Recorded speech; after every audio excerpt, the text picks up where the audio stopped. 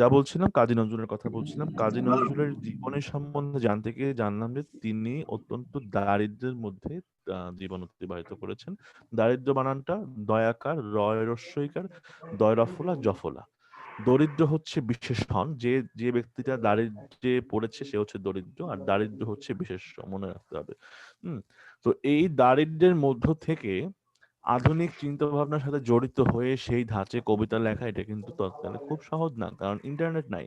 এখন যেমন চাইলেই বাসায় বসে সেলফ লার্নিং সম্ভব, হ্যাঁ, মিডিয়া বেসড লার্নিং সম্ভব, সেটা কিন্তু তখন একেবারেই সম্ভব না। অর্থাৎ কাজী নজরুল ইসলাম নিজের যে ডেভেলপমেন্টটা ঘটিয়েছেন, সেই ডেভেলপমেন্টটা নিজের চেষ্টায়, নিজের প্রশিক্ষণে, নিজেই নিজেকে তিনি আহ কি বলবো তৈরি করেছেন। তার তার চিন্তা জগৎটা তার নিজের হাতে তৈরি, তার চিন্তা জগতের গভীরতাও তার নিজেরই তৈরি। সুতরাং এই খুব বড় ধরনের প্রতিভা না হলে কিন্তু এটা সম্ভব না।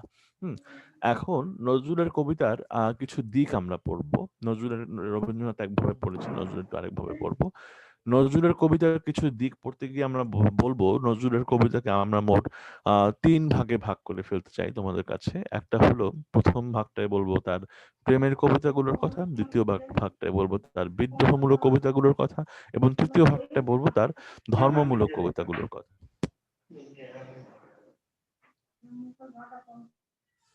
এখন প্রেমের কবিতাগুলোর কথায় যদি আসি, কাজী নজরুল ইসলামের, কাজী নজরুল ইসলামের প্রেমের কবিতাগুলোতে একটা সুর সর্বত্র স্পষ্ট, যে তিনি যাকে চান তাকে তিনি পান নাই, এবং এই না পাওয়ার ফলে আহ অথবা যাকে চাচ্ছেন তার অনুপস্থিতির জন্য তার মধ্যে যে একটা বিরহ, সেই বিরহের একটা গতিশীল এবং খুব স্বতঃস্ফূর্ত প্রকাশ তার কবিতায় রয়েছে। অর্থাৎ কতটুকু প্রকাশ করা যাবে বা কতটুকু প্রকাশ করা যাবে না, বা কোনো একটা মেয়েকে নিয়ে তিনি যখন লিখছেন, আমি কতটুকু বিরহ কাতর হলে আমাকে তার কাছে ছোট হতে হবে না, এই চিন্তা ভাবনার ধার নজরুল ধারেন নাই। নজরুলের কথা ছিল, আমার যেটুকু লেখা সেটুকু আমি লিখবো, এরপর কেউ আমাকে বড় ভাববে নাকি ছোট ভাববে, হ্যাঁ, এটা তার স্ট্যান্ডার্ডের ব্যাপার, কিন্তু আমার যা লেখা তা আমি লিখবো। তাহলে আমরা কার সাথে মিল পাচ্ছি? আমরা অনেকটা বিহারীলাল চক্রবর্তীর সাথে মিল পাচ্ছি। বিহারীলাল কি লিখে ফেলেছিলেন, কোনোভাবেই যখন তোমার না পেলাম একেবারে আমি যেন কি হয়ে গেলাম। এরকম কবিতা কিন্তু কবিরা সাধারণত লিখতে চান না, কারণ এরকম কবিতা লিখতে গেলে দেখা যায় যাকে নিয়ে লেখা হচ্ছে তার সামনে নিজের ওজনটা, নিজের ইগোটা ছোট হয়ে যাওয়ার একটা সম্ভাবনা থাকে। এই কবিতাগুলো থেকে এই ধরনের লেখাকে তারা আরো সূক্ষ্মভাবে প্রকাশ করেন। কিন্তু বিহারীলাল কিন্তু অত সূক্ষ্ম প্রকাশ করতে চান নাই। তিনি বলতে চেয়েছেন, আমি এইভাবে চলি, এভাবে মনে করি, এভাবেই বলি। তাহলে যদি আমাকে তোমার ছোট মনে হয়, তো মনে হতে পারে আমি কি করতে পারি? ঠিক আছে? নজরুলও কিন্তু এই ধারার অনুসারী ছিলেন। নজরুল এভাবে কবিতা লিখেছেন। নজরুলের কবিতাকে কোনো থিওরি বেসড আলোচনার মধ্যে ফেলা যাবে না। কারণ কোনো থিওরি পড়ে তারপরে সেই অনুযায়ী তিনি কবিতা লেখেননি। বরং তার কবিতা থেকেই নতুন থিওরি হতে পারে। এইজন্যই নজরুল বোঝাটা একটু কঠিন। আমরা যখন রবীন্দ্রনাথকে পড়ি, আমরা বলতে পারি রবীন্দ্রনাথ রোমান্টিসিজমের ধারায় কবিতা লিখেছেন। অন্য কোনো কবি হয়তো মডার্নিজমের ধারায় কবিতা লিখেছেন। অন্য কোনো হয়তো পোস্ট মডার্নিজমের ফ্রেমওয়ার্কে কবিতা লিখেছেন। কেউ হয়তো রিয়ালিজম ফ্রেমওয়ার্ক কবিতা লিখেছেন। হ্যাঁ? কেউ হয়তো সারিয়ালিজমের মধ্যে চলে গেছেন। কিন্তু নজরুলকে আমরা দেখব যে এই সমস্ত ধারাগুলোর মিশ্রণ, এই চিন্তাগুলোর মিশ্রণ তার মধ্যে রয়েছে। এইজন্য নজরুলের কবিতা বোঝা কঠিন, এবং যখন বোঝা কঠিন হয় তখন অনেকে বলে ফেলেন নজরুল অত বড় কবি না। এটা আসলে আমার মনে হয় যে তারা অজ্ঞতা থেকেই বলেন। হুম? কারণ নজরুল যেভাবে চিন্তা করতেন, চিন্তার মধ্যে এত বিভিন্নমুখী গভীরতা আনা, মানে বিভিন্ন দিকে চিন্তা করা এবং সব বিষয়ে গভীর চিন্তা করা, এটা আসলে এত সহজ কোনো কাজ না। ঠিক আছে? নজরুল এই কাজটা করেছেন। তার প্রেমের কবিতাগুলোর একবারে মূল যে কথা, আহমদ শরীফ লিখছেন একটা বইয়ে। আমার আজকের এই নজরুলের জন্য আমার লেকচারটা একটু ফলো করো, হ্যাঁ? বইয়ের মধ্যে সব নাই। বইয়ের মধ্যে শুধু জন্ম মৃত্যু বইয়ের নামগুলো পাবা। অ্যানালাইসিসটা একটু লেকচারটা ফলো করো। তা হলো, আহমদ শরীফ লিখছেন যে নজরুলের সমগ্র কবিতায় তারই একটা কবিতার লাইন বলছি। কথা ক কথা প্রিয়া, হে আমার যুগে যুগে না পাওয়ার তৃষ্ণা জাগানিয়া। এই সুরটাতেই কবি নজরুলের সমস্ত জীবনটাই এইভাবে কেটেছে। হুম? এবং ফলে কবিতাতেও তার ছাপ পড়েছে। তিনি যাকে চেয়েছেন তাকে তার কখনো পাওয়া হয় নাই। এই না পাওয়ার একটা কারণ ছিল অর্থগত। কারণ কবি সবসময় খুব দারিদ্র্যের মধ্যে জীবনযাপন করেছেন। ফলে আ স তখন যে সময়টা আমরা পার করছি, ওই সময় হয়তো ওই আর্থিক অবস্থায় হয়তো তার সম্পর্কগুলো চূড়ান্ত পরিণতি পায় না। এটা একটা ছোট কারণ, হ্যাঁ? আরো অনেক এগুলোর ব্যাখ্যা-ট্যাখ্যা আছে। ফলে কিন্তু এই জিনিসটা সব জায়গায় প্রতিধ্বনিত হয়ে উঠছিল যে, "কথা কও, কও কথা প্রিয়া, হে আমার যুগে, যুগে না পাওয়ার তৃষ্ণ জাগানিয়া।" এটা গেল নজরুলের মানে মূল সূত্রের কথাটা। তার কবিতার মূল ধরনটা কি? তার কবিতা নিয়ে ছোট একটা অভিযোগ আছে। সেটা হলো যে, নজরুলের কবিতায়, প্রেমের কবিতায় পৌরুষের অভাব আছে বা বলিষ্ঠতার অভাব আছে। এটা কি জিনিস? বলছেন যে নজরুল তার বিদ্রোহমূলক কবিতাগুলোতে বা দ্রোহমূলক কবিতাগুলোতে যেরকম বলিষ্ঠভাবে বক্তব্য পেশ করছেন, প্রেমের কবিতাগুলোতে তিনি অত আত্মবিশ্বাসী না। বা দেখা যায় যে সাধারণত আমরা মনে করি যে মানে একজন পুরুষ কবি যখন কবিতা লিখছেন, তিনি যখন কোন নারীকে নিয়ে লিখছেন, তখন তিনি তার সরাসরি চাহিদার কথা, তার আনন্দ বেদনাটা ওই মেয়েটিকে ঘিরে তার আনন্দ বেদনা, সুখ-দুঃখের কথা প্রকাশ করবেন। এটাই আমরা মনে করি। তো নজরুল লিখেছে কিভাবে? নজরুলের এখানে একটা সাবমিসিভ একটা মাইন্ডসেট ছিল, হ্যাঁ? যাকে তিনি লিখছেন তার প্রতি। কিরকম? যেমন ধরো মনে পড়ে কিনা?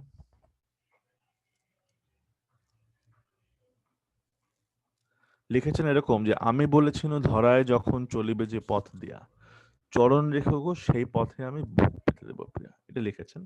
অর্থাৎ মানে বলছে তুমি যখন যে পথ দিয়ে হাঁটবে আমাকে জানিও, আমি সেই পথে বুক পেতে দেব, তার উপর দিয়ে তুমি হেঁটে যেও। হ্যাঁ, এই যে এক ধরনের নিবেদন, যে নিবেদনের মধ্যে অনেকে প্রশ্ন তুলেছেন যে ব্যক্তিত্ব ব্যাপারটা এখানে থাকলো কিনা? এখন এখানে আবার পাল্টা যুক্তিও আছে। হ্যাঁ? নজরুল হয়তো চিন্তা করছেন যে যাকে ভালোবাসি তাকে এইভাবেই ভালোবাসি এবং তার ব্যাপারে আমার ব্যক্তিত্ব সংরক্ষণের অত প্রয়োজন নাই। হ্যাঁ? এটাও কিন্তু হতে পারে। কারণ বড়, বড় প্রতিভারা তো একটু খ্যাপা টাইপের হন। ঠিক আছে? তাদেরকে ঠিক না এই stereotype, হ্যাঁ? যে পুরুষের প্রেম এমন এবং নারীর প্রেম এমন। সুতরাং সেই ফ্রেমওয়ার্ক এ না পড়লে তিনি আসলে, হ্যাঁ? তার মধ্যে পৌরুষের অভাব রয়েছে বা নারীত্বের অভাব রয়েছে। এটা হয়তো সাধারণ মানুষের ক্ষেত্রে হয়তো বলা গেলেও যেতে পারে। কিন্তু ইসের ক্ষেত্রে, প্রতিভাদের ক্ষেত্রে, প্রতিভাবানদের ক্ষেত্রে এরকম stereotypic কথাবার্তা বলার জায়গাটা কম। আমি আসলে খুব বেশি গ্রহণ করি না। আমার মনে হয় নজরুল ওইভাবেই ভেবেছেন বা ওইটাকেই তার আম হৃদয়ের কথা ব্যক্ত করার প্রধানতম বা শক্তিশালী উপায় বলে মনে হয়েছে। আরো কয়েকটা লাইন আমরা দেখি। তিনি চক্রবাক কাব্যে লিখেছেন 'বাতায়ন পাশে গুবাক তরুর সারি' কবিতায়। উম কিরকম বেদনা তার দেখো লিখেছে যে তোমাদের পানে চাহিয়া বন্ধু আমি আর জাগিব না। কোলাহল করি সারাদিন অমান, কারো ধ্যান ভাঙিব না, নিশ্চল নিশ্চুপ। আপনার মনে পড়িব একাকী গন্ধবিধূর ধূপ। যেকোনো একজনকে তিনি চেয়েছেন এবং যখন সেটা পান নাই তখন এই চক্রবাক কাব্যে এবং নতুন চাঁদ কাব্যে দেখা যাবে যে তিনি যে ধীরে, ধীরে অসুস্থ হয়ে পড়ছেন এটা তিনি টের পাচ্ছেন। ফলে ওই চাপটাও তার লেখার মধ্যে পড়ছে যে এটা তো শেষই হয়ে যাচ্ছে বা তিনি যে নিঃশেষ হয়ে যাচ্ছেন এটা তিনি টের পাচ্ছেন। ভেতর থেকে টের পাচ্ছেন। লাস্টে লিখেছেন এরকম একই কবিতায়, "ভুল করে কভু আসিলে স্মরণে অমনিত আজিও ভুলি। যদি ভুল করে কখনো এ মোর বাতায়ন যায় খুলি। বন্ধ করিয়া দিও পূর্ণতায় তোমার জাফরি ফাঁকে, খোঁজো না তাহারে গগন আঁধারে, মাটিতে পেলে না যাকে।" এই চক্রবাক কাব্যে এবং নতুন চাঁদ কাব্যে তার এই কথাগুলো চলে এসেছে যে, যাকে পৃথিবীতে পাওয়া গেল না, তাকে তাকে যেন মানে তার মৃত্যুর পর তাকে নিয়ে ভাবার আর প্রয়োজন নাই। হ্যাঁ? এরকম চিন্তা কবি তখন করছেন। এইজন্য আমার ধারণা এটা ঠিক একদম কবি অসুস্থ হওয়ার আগে লেখা কবিতা তো। আমার ধারণা এই সময় কবি একটু টের পেতে শুরু করেছেন যে তিনি আর আগের মতো লিখতে পারছেন না। তার প্রমাণ আছে। তিনি অনেক এরকম কিছু কবিতা লিখে গেছেন যে, "দৃষ্টিতে আর হয় না সৃষ্টি আগের মতো গোলাপ ফুল।" এটা তিনি লিখেছেন। আরো লিখেছেন নতুন চাঁদে একটা কবিতা, নতুন চাঁদ তার শেষ কাব্য। ওখানে একটা কবিতায় লিখেছেন, "কেঁদে, কেঁদে রাতে যদি মোর হাতে লেখনি যায় গো থামি। বিরহ হইয়া বুকে এসে মোর কহিও এই তো আমি।" অর্থাৎ ওই দেখো যে লেখন যদি মোর হাতে লেখনি যায় গো থামি। তিনি একটা সন্দেহ প্রকাশ করছেন যে এই জিনিসটা তার এই লেখার ক্ষমতাটা আর কতদিন থাকবে। এটা নিয়ে তার নিজের মধ্যে একটা চিন্তাভাবনা তৈরি হয়েছে। বোঝাতে পেরেছি? এইটা শেষ দিকে নজরুল এটা সম্বন্ধে খুব সচেতন হয়ে উঠেছিলেন যে আসলে জিনিসটা তিনি যেভাবে ভাবছেন বা তার মধ্যে তিনি যেভাবে অসুস্থ বোধ করছেন, তাতে এবং যেভাবে তার ভাষা এলোমেলো হয়ে যাচ্ছে, তিনি নিজেই চিন্তা করছেন যে এই জিনিসটা তার পক্ষে আর বেশিদিন ধরে রাখা সম্ভব হবে কিনা। নজরুলের কতগুলো লাইনের একটা উদাহরণ দেই। একবার কাকে নিয়ে লেখা হোক জানি না, যাকে নিয়ে লেখা হোক কোনো কারণে তারা একত্র হতে পারেন নাই, এবং একত্র না হওয়ার এই যন্ত্রণা থেকে নজরুল লিখেছেন এরকম: সারা সর্বরি বাতায়নে বসি, নয়ন প্রদীপ জ্বালি। সর্বরি মানে রাত, বাতায়ন মানে জানালা। সারা সর্বরি বাতায়নে বসি, নয়ন প্রদীপ জ্বালি। খুঁজিবে আকাশে কোন তারা কাঁপে, তোমারে চাহিয়া খালি। হুম, অর্থাৎ দেখতেই পাচ্ছ তার কবিতায় অনেক ধরনের রূপক মিশ্রিত হয়ে এসছে। অনেক আশেপাশের যে ঘটনাগুলো আমরা দেখি, বিশ্বজগতের যেসব ঘটনা, এই ঘটনাগুলোকে কেন্দ্র করে, এই ঘটনাগুলোকে আশ্রয়ে তিনি একটা তার জীবনের কোনো ঘটনাকে মধুর করে বর্ণনা করতে চেয়েছেন। হ্যাঁ? যেমন ধরো, একবার সৃষ্টিকর্তাকে নিয়ে তার লেখা একটা কবিতা রয়েছে। তিনি তো বারবার প্রেমে ব্যর্থ হচ্ছেন। ঠিক আছে? হ্যাঁ? প্রেম করে পাচ্ছেন না। তখন তিনি লিখেছেন যে, মানে এটা একটা অভিমানমূলক কবিতা, যে এটা অন্যভাবে আবার নিও না তোমরা। সেটা হলো যে তিনি এরকম কল্পনা করেছেন যে আমি যেহেতু পাচ্ছি না, তাইলে সৃষ্টিকর্তা যিনি হন তার মনে হয় এরকম প্রিয় কেউ ছিল। এবং তখন এবং আ এত ক্ষমতাবান হওয়া সত্ত্বেও তাকে হয়তো প্রত্যাখ্যান করা হয়েছে। এই রাগ থেকেই তিনি বিশ্বজগৎ সৃষ্টি করেছেন এবং আমাদের মতো সাধারণ মানুষদের জন্য বিরহ যন্ত্রণা তৈরি করেছেন। ঠিক আছে? এরকম একটা আ অভিমান থেকে তিনি একটা কবিতা লিখেছিলেন।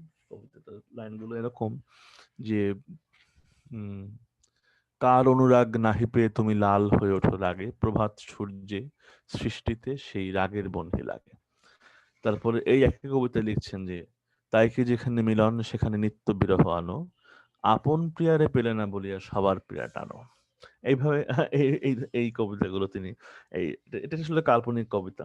এটা আ অন্য ধারার, এটা মর্মী ধারার কবিতা। এটা আসলে ওটার মধ্যে যাচ্ছি না আমরা। ঠিক আছে? যাই হোক, এমন প্রচুর কবিতা তার রয়েছে যেগুলো ঠিক রোমান্টিসিজম এর মধ্যে ফেলা যাবে না। এগুলো একটা মিশ্রণ আছে, হ্যাঁ? আধুনিকতাবাদ, রোমান্টিকতা এবং সহজ কথায় একজন পুরুষের মধ্যকার তীব্র প্রেমের একটা সহজ কাব্যিক প্রকাশ নজরুলের মধ্যে রয়েছে। কিন্তু মনে রাখতে হবে, নজরুলের ভাষাটাকে যদি রবীন্দ্রনাথের তুলনায় সহজ মনে হয়, নজরুলকে বোঝা কিন্তু অত সহজ না। কারণ ভাষা যেমনই হোক, অনুভব করাটা হচ্ছে মূল কথা। কবিতার আগে কবিতাটাকে অনুভব করতে হবে। যিনি অনুভব করেন তিনি কবিতা লেখেন, হ্যাঁ? অনুভব করতে পারেন না কিন্তু ভালো কবিতা লেখেন, এমন তো আর সম্ভব না। ফলে ওই অনুভূতির ওই পর্যায়টায় যাওয়া কিন্তু খুব সহজ না। যাই বলা হোক। আচ্ছা, এইটা গেল আমার নজরুলকে নিয়ে প্রেমের অংশ। এরপরে চলে আসবে বিদ্রোহের অংশ। নজরুল যে সময়টায় বড় হয়েছেন বা যে সময় জন্ম নিয়েছেন, সে সময়টা হচ্ছে ইস্ট ইন্ডিয়া কোম্পানির শাসনকাল চলছে। দুঃখিত, ইস্ট ইন্ডিয়া কোম্পানির শাসনকাল না। তখন ব্রিটিশদের শাসনামল চলছে। ইস্ট ইন্ডিয়া কোম্পানির শাসন শেষ হয়ে গেছে এবং সেই ব্রিটিশদের শাসনে এবং এখানকার মানুষজন তো খুব প্রোডাক্টিভ। দেখা গেছে ভারতবর্ষের মানুষজন মানে জ্যামিতিক হারে বেড়েছে, হ্যাঁ? বা বসতি বেড়েছে। ওদিকে নগর কেন্দ্রিক এবং গ্রামীণ অর্থনীতি আলাদা হয়ে যাওয়ায় এই অঞ্চল নগর সবাই শহরে জমা হচ্ছে, এখানে চাকরি পাওয়ার জন্য পড়াশোনা করছে। কিন্তু চাকরি তো অত নাই। ফলে তৈরি হচ্ছে শিক্ষিত বেকার, হ্যাঁ? এই ধরনের এবং নগরের একটা বড় অংশের মানুষের মধ্যে, হ্যাঁ, যে যান্ত্রিক ক্লান্তি তৈরি হচ্ছে এবং মনোজগতে তাদের একটা হতাশাটাই দেখা যাচ্ছে যে খুব ডমিন্যান্ট হয়ে উঠেছে। ঠিক আছে? তো এইসব জায়গার মধ্য থেকে তিনি এগুলোর কারণটা অনুসন্ধান করতেছিলেন এবং তিনি কারণটা তার মনে হয়েছে শাসন ব্যবস্থাটা ভালো না। ঠিক আছে? এবং তখন আবার দেখা যাচ্ছে যে হিন্দু মুসলমান বা প্রায়শই হিন্দু মুসলমান সাম্প্রদায়িক দাঙ্গা লেগে যাচ্ছে। এটা কিন্তু ভারতবর্ষে খুব বেশি ছিল না। মানে ধর্মে বেশ হানাহানি। হিন্দু মুসলমান শুধু না। ভারতবর্ষে তো আরো অনেক শক্তিশালী ধর্ম এসছে। হ্যাঁ? কিন্তু ধর্মে হানাহানি এগুলো কিন্তু ভারতবর্ষে খুব বেশি ছিল না। ওই সময়টা থেকে শুরু হয়েছে। হ্যাঁ? ওইটার আশপাশ সময় থেকে। এগুলো এবং তারপর রয়েছে মহাযুদ্ধের যে প্রচন্ডতা বা মহাযুদ্ধের ১ম বিশ্বযুদ্ধের যে বীভৎসতা ১৯১৪ থেকে ১৯১৯, এই জিনিসটা তাকে খুব উম যন্ত্রণা দিয়েছে। এইসব যন্ত্রণা থেকে তিনি প্রচলিত সিস্টেমের বিরুদ্ধে, তিনি প্রচলিত ব্যবস্থার বিরুদ্ধে কলম ধরেছেন, শাসকদের বিরুদ্ধে কলম ধরেছেন, কবিতা লিখেছেন এবং জেলও খেটেছেন। বিদ্রোহী কবিতার জন্য তিনি জেল খেটেছিলেন। তার অগ্নিবীণা কাব্যে বিদ্রোহী কবিতাটা অন্তর্ভুক্ত। অগ্নিবীণা কাব্যে যখন প্রকাশিত হয় তখন তিনি এটার জন্য জেল খেটেছিলেন। ধূমকেতু পত্রিকাও তিনি প্রকাশ করেছিলেন, তোমাদের যদি মনে থাকে ১৯২২ সালে ধূমকেতু পত্রিকা তিনি প্রকাশ করেন। যাই হোক, নজরুলের এই বিদ্রোহমূলক কবিতায় একটা লাইন পড়ে শোনাই। বই থেকে শোনাই।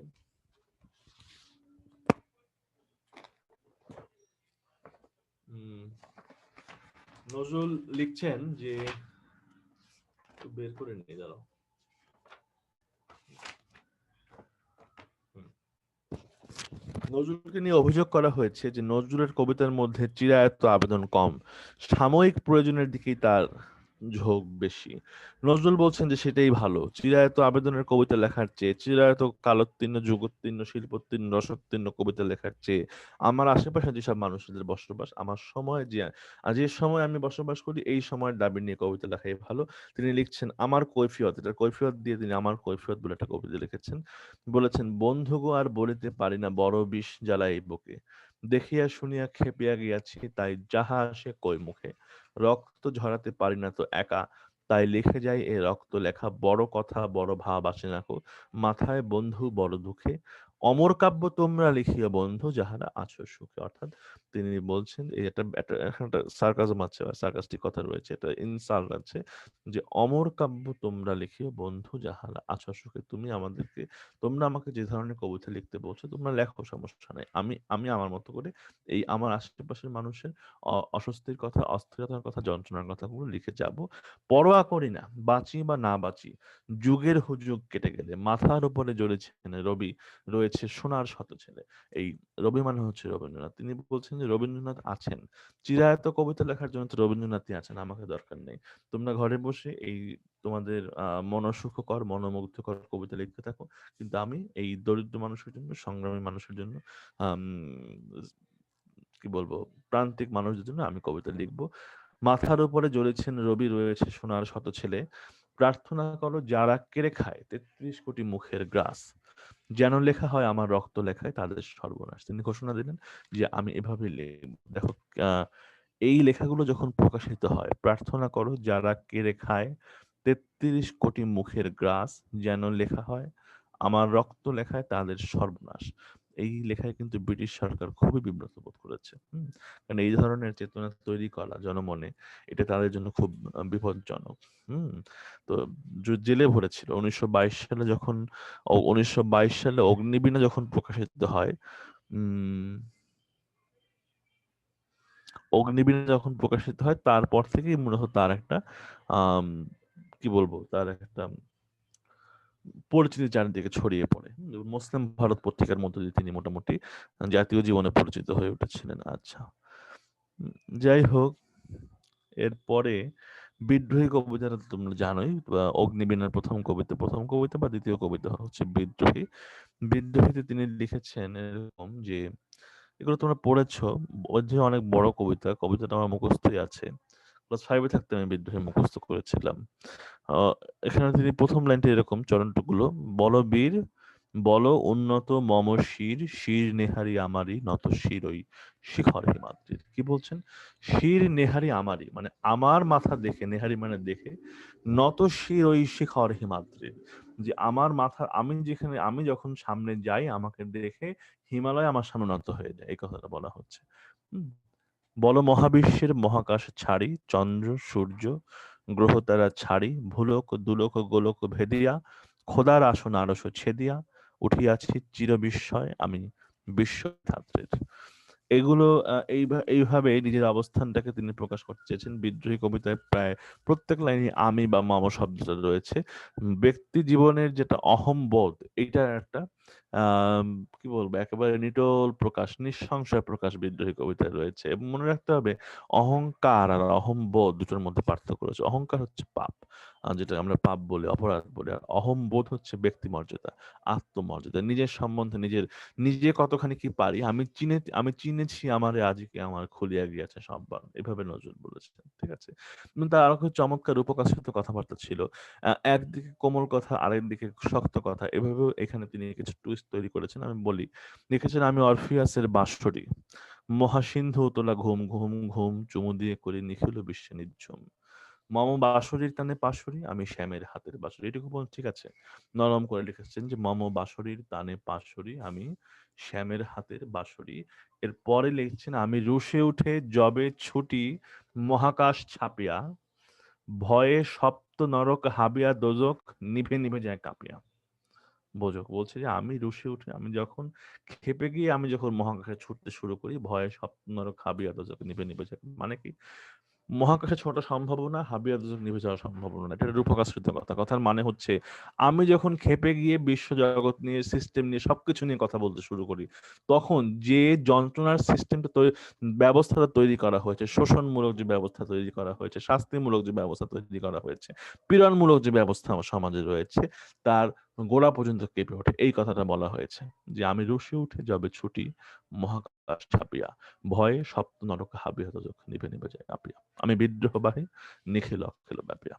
এইভাবে নজরুল কবিতা লিখেছেন। আরো লিখেছেন যে আমি ইন্দ্রাণীর সুতো হাতে চাঁদ ভালে সূর্য, সুতো সুতো মানে পুত্র, ইন্দ্রাণীর পুত্র হাতে চাঁদ ভালে সূর্য। হাতে চাঁদ মানে হচ্ছে হাতে কমলতা, আর কপালে সূর্যের আগুন। হ্যাঁ, এটা বলা হচ্ছে। হাতে চাঁদ ভালে সূর্য, মম এক হাতে বাঁকা বাঁশের বাঁশরি, আর হাতে রণতুর্য। এক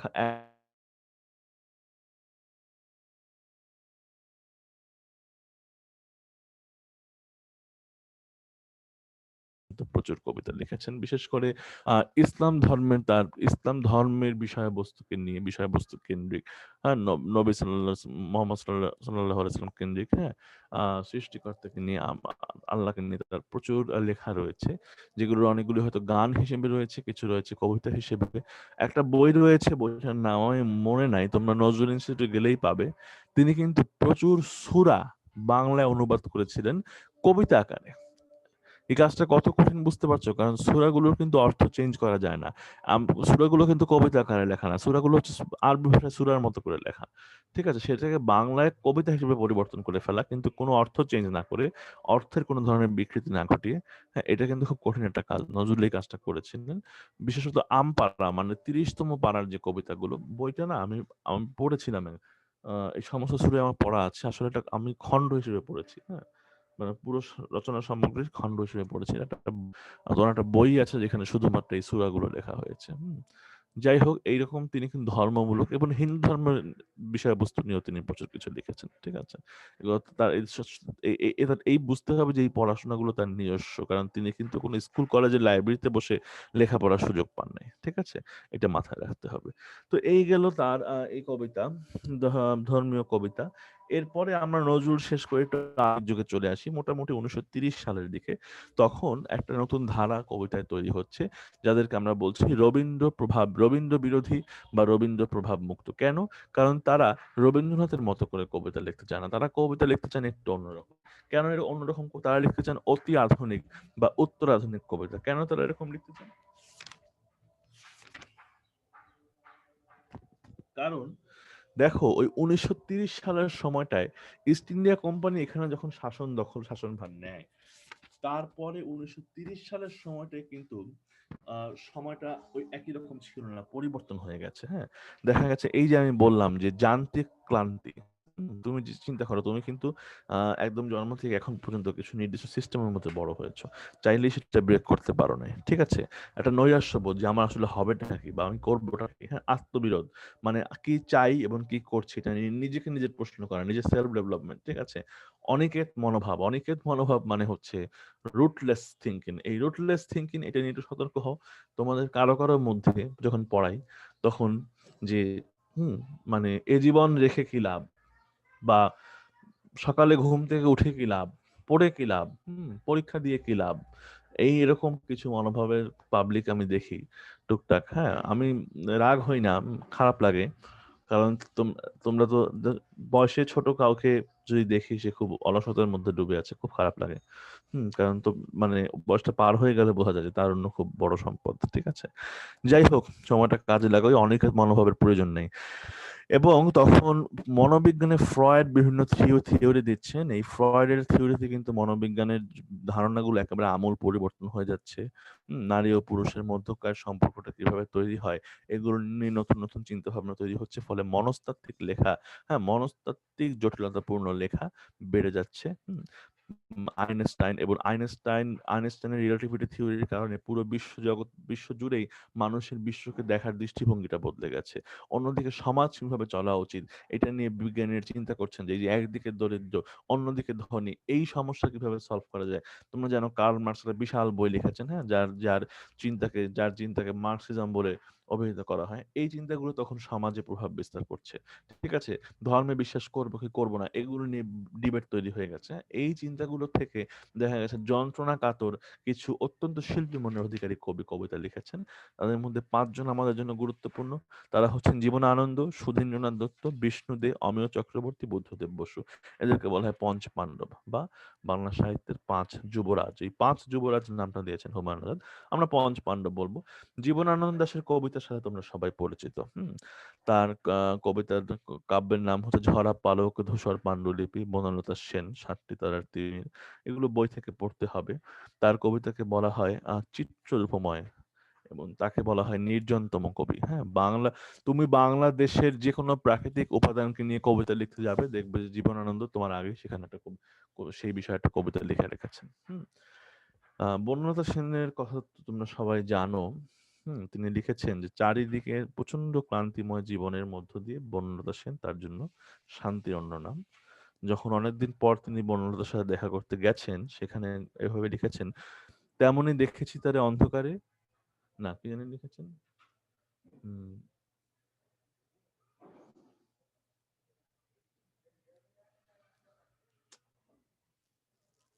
মনে পড়ে না তো। চুল তার কবেকার অন্ধকার বিদিশার দিশা, আমি একটু মনে করি। মুখ তার শ্রাবস্তির কারুকার্য। হ্যাঁ, অতি দূর সমুদ্রের পর হাল ভেঙে যে নাবিক হারিয়েছে দিশা। সবুজ ঘাসের দেশ যখন সে চোখে দেখে দারুচিনি দ্বীপের ভেতর, তেমনি দেখেছি তারা অন্ধকারে। বলেছে সে এতদিন কোথায় ছিলেন, পাখির নীড়ের মতো চোখ তুলে নাটোরের বনলতা সেন। দেখো, পাখির নীড় কিন্তু খুব বিশ্রী জিনিস। হ্যাঁ, পাখির বাসা কিন্তু দেখতে খুব সুন্দর না। পাখির বাসার মতো কারো চোখ এরকম দেখলে পালাতে হবে। ঠিক আছে? সেটা ডাইনির চোখ। কিন্তু এখানে তিনি পাখির বাসার মতো চোখ তুলে নাটোরের বনলতা সেন। এখানে এই কথাটার অর্থ কি? তোমাদের কাছে কি মনে হয়? কেউ বলো তো। কেউ একটা অপিনিয়ন দাও দেখি। অবশ্যই চোখের রূপের সাথে তুলনা করা হয় নাই, কারণ পাখির বাসা আর চোখ দুটো ভিন্ন জিনিস এবং পাখির বাসা দেখতে মোটেও সুন্দর কিছু না। বাবুই পাখির বাসা হলে ভিন্ন কথা। তোমাদের কারো কোনো অপিনিয়ন আছে এই লাইনটা দিয়ে কি বোঝানো হয়েছে?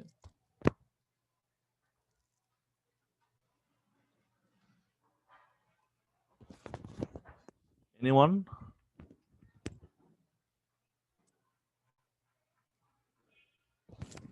আমার কথা শোনা যাচ্ছে তো নাকি? জি স্যার, শোনা যাচ্ছে স্যার। আচ্ছা, তাহলে অপিনিয়ন নাই, তাহলে আমি বলি শোনো। আরাফ কিছু বলবে? না স্যার, আমি কিছু বলবো না। আচ্ছা, ব্যাপারটা এরকম অনেকটা যে অতি দূর সমুদ্রের পর হাল ভেঙে যে নাবিক হারাইছে দিশা, মানে এই যে চারপাশে যে ঘটনাগুলো বললাম, হ্যাঁ, যে জীবনের ক্লান্তি, নগর সভ্যতার অভিঘাত, এইগুলো নিয়ে তার অবস্থাটা কিরকম? অতি দূর সমুদ্রের পর হাল ভেঙে যে নাবিক হারাইছে দিশা, অনেক দূরের সমুদ্র যেখান থেকে ডাঙায় আসার কোনো সহজ স্বাভাবিক পথ নাই, সেখানে জাহাজের উম, হাল ভেঙে গেলে যা হয় নাবিকের, তার অবস্থা হয়েছে তাই। অমন সময় নাবিক যদি দেখে সবুজ ঘাসের দেশ, যখন সে চোখে দেখে দারুচিনি দ্বীপের ভেতর, অমন সময় নাবিক যদি দেখে সামনে একটা দ্বীপ যেখানে ঘাস সবুজ, যেখানকে মানে নারকেল গাছ দেখা যাচ্ছে, এরকম একটা দ্বীপ যদি তখন সে দেখে, তার মনে যে আনন্দ হয়, বনলতাকে দেখলে কবির মনে একই আনন্দ হয়। সবুজ ঘাসের দেশ যখন সে চোখে দেখে দারুচিনি দ্বীপের ভেতর, তেমনি দেখেছি তারে অন্ধকারে। বলেছে সে এতদিন কোথায় ছিলেন, এতদিন কোথায় ছিলেন। এই কথাটার অর্থ হলো, এতদিন যে আপনি ছিলেন না, তার জন্য আমার ভিতরে আপনার জন্য অভাব বোধ ছিল। এবং এই একটি কথাতেই যে কেউ তার তার অভাবকে কেউ অনুভব করে, এই একটি কথাতেই কবির মনে হয়েছে পাখির নীড়ের মতো চোখ তুলে। অর্থাৎ এই পাখির নীড়টা হচ্ছে আশ্রয়। হ্যাঁ, সারাদিন পাখিরা তো আর আমাদের মতো বাসা ভাড়া দিয়ে থাকে না, তারা নিজেদের বাসা নিজেরা তৈরি করে এবং সারাদিন যেখানে থাক এই বাসার কোনো টেক কেয়ারের ব্যবস্থা নাই, কিন্তু তারা জানে যে সন্ধ্যা হলে তারা ঠিক ওই বাসাটায় তারা ফিরতে পারবে। এটা তার ফেরার জায়গা, এটা তার যাওয়ার জায়গা। এটাই তার মনে হয়েছে যে এই সমস্ত গন্তব্যহীনতার মধ্যে এটাই তার গন্তব্য। বন্যতা সেনকেই তার গন্তব্য মনে হয়েছে যখন তিনি তাকে দেখেন। যেমন তেমনি দেখেছি তারে অন্ধকারে, বলেছে সে এতদিন কোথায় ছিলেন, পাখির নীড়ের মতো চোখ তুলে নাটোরের বনলতা সেন। এরকম তিনি আরো বলেছেন যে আমি ক্লান্ত প্রাণে চারিদিকে জীবনের সমুদ্র সফেন। সফেন মানে ফেনিল, হ্যাঁ, মানে ফেনা ফেনা ভর্তি, এরকম বলা হয়েছে। আমার দুদণ্ড শান্তি দিয়েছিল, নাটোরের বনলতা সেন। যাই হোক, এই গেল জীবনানন্দ। এরপর সুধীন্দ্রনাথ দত্ত, তিনি লিখেছেন অর্কেস্ট্রা। 1901 থেকে 1961 সাল পর্যন্ত জীবিত ছিলেন। অর্কেস্ট্রা, ক্রন্দশী, উত্তর ফাল্গুনী, সংবর্ত, দশমী, এগুলো তার কাব্যগ্রন্থ। সুধীন্দ্রনাথ কেমন লোক? হাবিব তুমি স্ক্রিনশট নাও। হাবিব আছো তো এখানে? হাবিব তুমি থাকলে তুমি একটা স্ক্রিনশট নাও, নিয়ে আমাকে জানাও যে স্ক্রিনশট নিয়েছি। আর হাবিব যদি না থাকো তাহলে আমি দেখতে পাচ্ছি না। হাবিব, ওকে হ্যাঁ, স্যার, একটা ওকে স্যার, স্ক্রিনশট নিচ্ছি নাও। স্যার। ঠিক আছে। সুধীন্দ্রনাথের কেমন কবি তিনি? তিনি স্বর্গচ্যুত কিন্তু মর্তে অবিশ্বাসী। বোঝো কি হয়েছে তার? তাকে এমন এমন এমন সত্তা তিনি, ধরো তাকে স্বর্গ থেকে বের করে দেওয়া হয়েছে, বের করে পাঠানো হয়েছে মর্তে। আগামী 100 বছর তার পৃথিবীতে থাকতে হবে। তিনি জানেন আগামী 100 বছর তাকে পৃথিবীতে থাকতে হবে, কিন্তু তিনি মানতে চান না। তার মধ্যে বিজ্ঞতা রয়েছে কিন্তু শান্তি নাই, যেহেতু তার কোনো চূড়ান্ত সিদ্ধান্ত নাই জীবন সম্বন্ধে। যুক্তি আছে কিন্তু মুক্তি নাই। বোঝো অবস্থা। তার কাব্য কোনো আশ্বাসের আশ্রয় আমাদেরকে দেয় না। জীবনানন্দের কবিতা, এই যে একটা আশ্রয় পাচ্ছি আমরা, বনলতা সেনের কথা পাচ্ছি। জীবনানন্দ বলছেন সবকিছুর পরও আমাদের প্রত্যেকের জীবনে এরকম কোনো না কোনো আশ্রয় আছে। সুধীন্দ্রনাথের কাছে পৃথিবীতে এরকম কোনো আশ্রয় বলে কিছু নাই। যাই হোক, এরপরে বিষ্ণু দে কবিতা লিখেছেন উর্বশী। কাব্য হলো উর্বশী ও আর্টেমিস, চোরাবালি, সন্দীপের চর, তুমি শুধু 25শে বৈশাখ, নাম রেখেছি কোমল গান্ধার। দেখো কবিতাগুলো কিন্তু চেঞ্জ হয়ে যাচ্ছে, কাব্যগুলোর নাম কিন্তু আধুনিক হয়ে উঠছে। হ্যাঁ, আমার হৃদয়ে বাঁচো, চিত্ররূপমত্ত পৃথিবীর, উত্তরে থাকো মৌন, এই ধরনের কথা। উত্তরে থাকো মৌন নামটা খুব সুন্দর। এই ধরনের কাব্য বিষ্ণুদে লিখেছেন। মনে রাখতে হবে যে বিষ্ণুদে হচ্ছেন আহ পরিচয় গোষ্ঠী বলে একটা গোষ্ঠী ছিল, সেই গোষ্ঠীর তিনি কবি। এরপরে অমিয় চক্রবর্তীর মধ্যে যে অমিয় চক্রবর্তী লিখেছেন খসড়া, এক মুঠো মাটির দেয়াল, অভিজ্ঞান বসন্ত, পারাপার, পালাবদল, ইমেজ, পুষ্পিত ইমেজ, অমরাবতী, হারানো অর্কিড। ঠিক আছে। অমিয় চক্রবর্তীর যে কবিতা এখান থেকে পড়ি, চমৎকার। তার কবিতার ফ্লোটা খুব চমৎকার। লিখেছেন আমি যেন বলি তুমি যেন শোনো, জীবনে জীবনে তার শেষ নেই কোনো। আমি যেন বলি আর তুমি যেন শোনো। ঠিক আছে। অর্থাৎ একটা কথা আছে, কথাটা হচ্ছে এই, তিনি বলতে চাচ্ছেন যে আমি কথা বলি তুমি সেই কথা শোনো, মানে আমরা গল্প করি, এমন ভাবে গল্প করি যত জীবন পার হোক তার কোনো শেষ নেই। তবু এখানে একটা আলাদা দেখার বিষয় আছে। দেখার বিষয়টা হচ্ছে আমি যেন বলি আর তুমি যেন শোনো, তার মানে এই বলাটা আসলে হচ্ছে না, তিনি কল্পনা করছেন। হ্যাঁ, আমি যেন, যেন শব্দটা আছে এখানে, খেয়াল করো। আমি যেন বলি আর তুমি যেন শোনো, জীবনে জীবনে তার শেষ নেই কোনো। দুঃখের আবর্তে নৌকা ডুবে, আরো মাঝখানে অনেক কথা আছে, ঝড় নামে, নূতন প্রাণের বার্তা জাগে, গ্রামে গ্রামে, নীলান্তে আকাশে, শেষ পাইনি কখনো, আমি যেন বলি আর তুমি যেন শোনো। ঠিক আছে। মনে রাখতে হবে এই বুদ্ধদেব বসু বলছেন যে অমিয় চক্রবর্তী বাঙালিদের মধ্যে একমাত্র কবি যার কবিতায় নারী কখনোই তার শরীর নিয়ে প্রবেশ করে নাই। এটা খুব বড় বড় ব্যাপার অমিয় চক্রবর্তীর কবিতার ক্ষেত্রে, মাথায় রাখবা। বুদ্ধদেব বসু এদের মধ্যে সবচেয়ে পরিচিতি পেয়েছেন বুদ্ধদেব বসু তার জীবনকালে। 1908 থেকে 1974, বন্দির বন্দনা, পৃথিবীর পথে, কঙ্কাবতী, দময়ন্তী, দ্রৌপদীর শাড়ি, যে আধার আলোর অধিক, মরছে পড়া পেরেকের গান, একদিন চিরদিন। কবি বুদ্ধদেব বসু রোমান্টিক কবি, কিন্তু ওই রোমান্টিক ধারার কবিতাকে তিনি বাস্তববাদী, উম, বাস্তববাদিতার খোলসেই তিনি লিখেছেন। ঠিক আছে। এরপরে একটু সুকান্ত ভট্টাচার্যের কথা মনে রাখবা। সুকান্ত ভট্টাচার্য অকাল প্রয়াত কবি, তোমাদের বয়সে মারা গেছেন।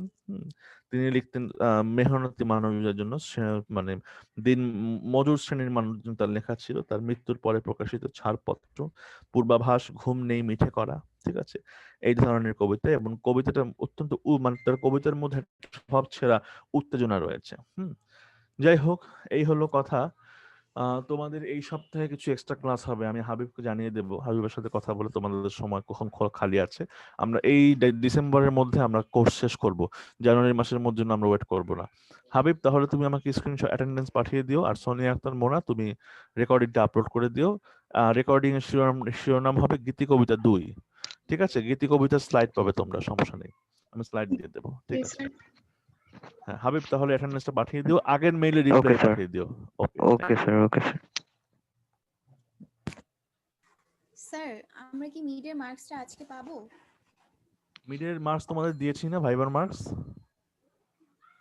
হ্যাঁ হ্যাঁ, ভাইবারটা স্যার, হ্যাঁ, অ্যাসাইনমেন্টটা ভাইবারটা রিটার্ন দিয়েছি, করতে বলেছে। অ্যাসাইনমেন্ট হয়ে যাবে 2-1 দিনের মধ্যে, একটু অপেক্ষা করো। তোমাদের স্যার আজকে ভাইবারটা সন্ধ্যায় আমি পাই নাই স্যার। ফোন দিও সাইফুল একটু। হ্যাঁ, ফোন দিও, এখন তো অনেকগুলো খাতাপত্র জমে আছে, তুমি সন্ধ্যায় ফোন দিয়ে আলাদাভাবে জেনে নিও। ঠিক আছে। ওকে স্যার। ওকে, হ্যাঁ। স্যার হ্যালো স্যার, হ্যালো হ্যাঁ বলো। স্যার আমি ঠিক জি আছে, স্যার, ওটা আমি আমি এই জন্য ওখানে সাবমিট করে দিছি, ওইখানে কিছু অ্যাসাইন হয় না সেজন্য। হ্যাঁ এনাফ এনাফ, সমস্যা নেই। ঠিক জি আছে, sir. Sir okay. Screenshot submit করতে হবে? যদি যারা পরীক্ষা দিয়েছো কিন্তু টেকনিক্যাল সমস্যার কারণে সাবমিট হয় নাই বাট নম্বর পেয়েছো, ঠিক আছে, ওই নম্বরের স্ক্রিনশটটা সাবমিট করে দাও। যদি তেমনটা সাবমিট না, দুই একজনের এমন হয় আমার নেট ওইখানে প্রবলেম। তো সাবমিট হওয়ার কোনো কিছু লেখাই নাই, লেখা আছে শুধু আনসাবমিটেড। তার মানে কি অটো সাবমিট হয়ে গেছে? না, সাবমিট না হওয়ার দুটো ক্রাইটেরিয়া আছে, একটা হচ্ছে তোমরা সময়ের মধ্যে সাবমিট করো নাই, তাদেরটা বাদ। আর দুই একজন আছে তাদের নেট প্রবলেমের কারণে তারা সাবমিট করেছে, নম্বরও পেয়েছে কিন্তু সাবমিট হয় নাই নেট প্রবলেমের স্যার কারণে। আপনি যদি আর আগের বারের মতো একটু মার্কটা দিয়ে দিতেন সবাই, স্যার কার কারটা হইছে না হইছে তাহলে বেস্ট হতো স্যার। সেটা তো জমা দেওয়ার সাথে সাথে মার্ক পেয়ে যাওয়ার কথা তো। স্যার মার্ক তোমরা পাইছি স্যার, মানে কার হ্যাঁ কারটা সাবমিট হইছে না হইছে এরকম একটা হ্যাঁ, ইয়ে দিয়ে যদি দিতেন। মার্ক পেয়ে থাকো তোমারটা চেক করো সাবমিটেড নাকি মিসিং লেখা আছে, মিসিং থাকলে তুমি মার্কটা স্ক্রিনশট হিসেবে দিয়ে দাও, ঠিক আছে, সাবমিট করে দাও, সমস্যা নেই। হুম, স্যার আমি বোধহয় বুঝাতে পেরেছি।